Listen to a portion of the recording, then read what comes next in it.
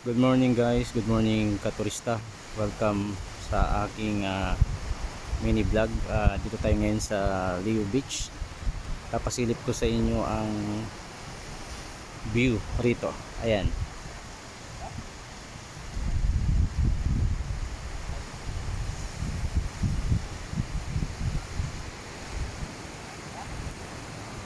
Mainit ang panahon ngayon dito at medyo may malakas ang alon, pero napakaganda pa rin. Ayan, ito yung sikat na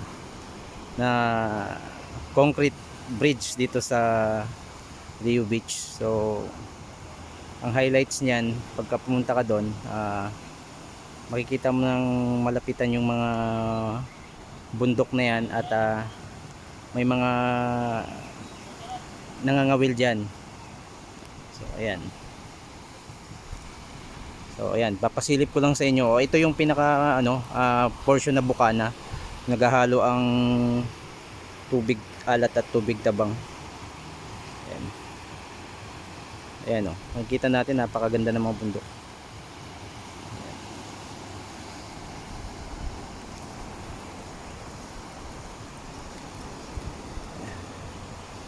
Mamaya pupuntahan natin yung bandang dulo, pero hindi na ako magsasalita kasi ipipicture ko na lang yung video niya mismo.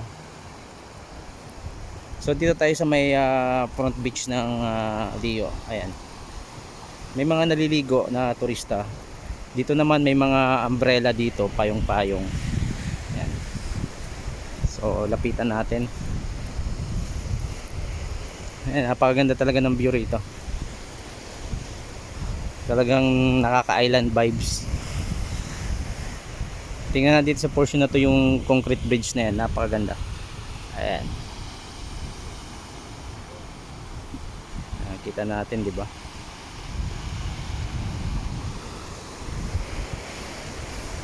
Ayan, dito makakapag-relax ka talaga.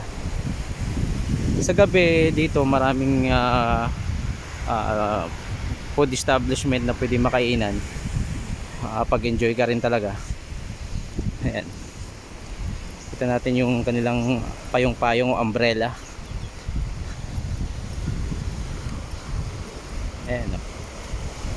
Hanggang dun yan, dun sa dulo. Yun. Hanggang yan. Ayan. Ayan o. Nakalagay dito, beach warning. Ayan o. High hazard, medium hazard, low hazard. Yan. So dapat sa mga turista na pupunta rito, dapat mababasa natin, maging aware tayo.